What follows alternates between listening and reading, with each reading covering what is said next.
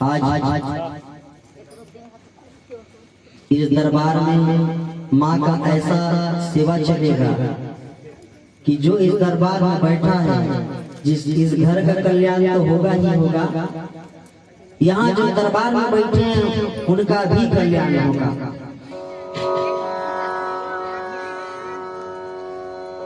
आज जो आप अपनी जिंदगी जी रहे हैं, ये पिछले कर्मों का फल है। इस बार ऐसे कर्म कर लीजिए कि आने वाले समय में बहुत अच्छा पुण्य प्राप्त करेंगे। बोली जगत जननी माता की। कई लोगों का प्रश्न रहता है, महाराज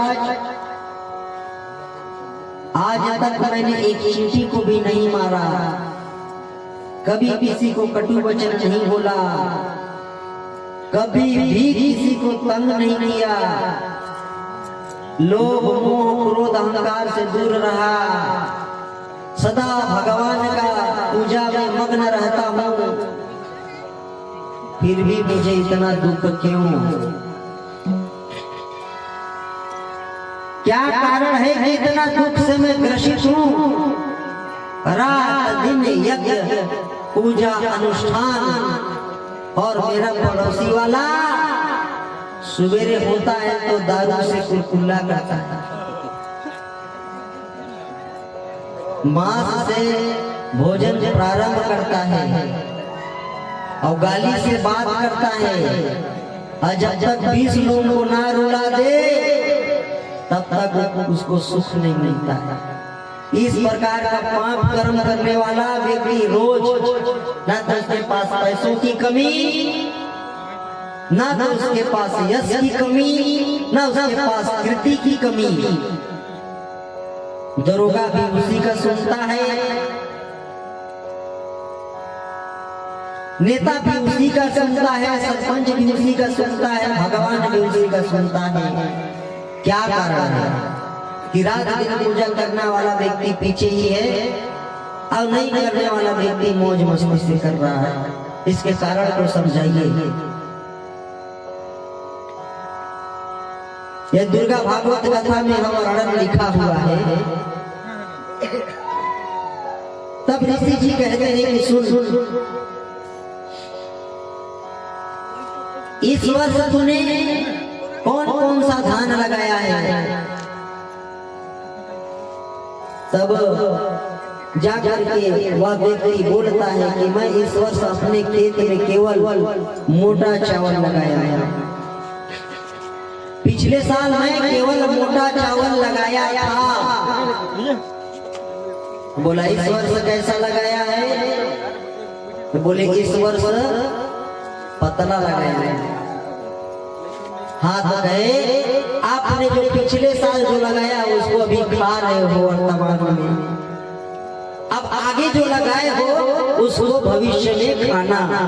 उसी प्रकार कहे वो जो दुष्ट पापी लाचार जो सुख भोग रहा है, उसके पिछले कर्म अच्छे थे और अच्छे कर्मों के कारण उसको बहुत सा पुण्य मिला था।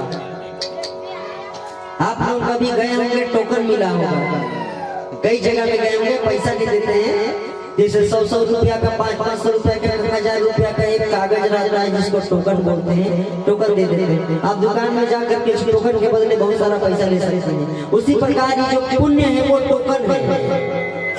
क्या है? टोकन मनी है। पुण्य के बदले आप सुख प्राप्त करोगे। जिसके जीवन में जितना ज्यादा पुण्य है उसके जीवन में उतना ज्यादा सुख मिलता है। सोनी जी लोग यहाँ काफी बैठे हैं, उनके लिए 2-4 शब्द।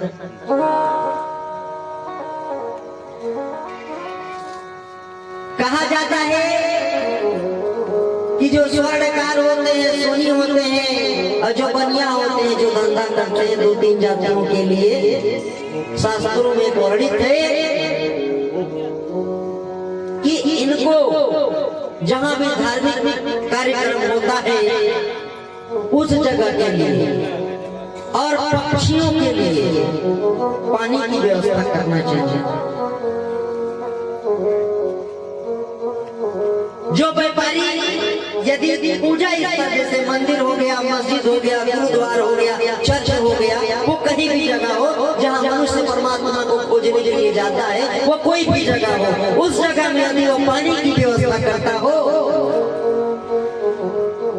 निश्चय ही, और जो पक्षी के लिए उसके बुध और शुक्र दोनों ग्रह बड़े उज्ज्वल और पवित्र हो जाएंगे। और यही मंच में बैठ करके करता हूँ, उसके बाल परिवार संस्कारी होंगे और आगे विद्वान होंगे और बहुत धनवान होंगे।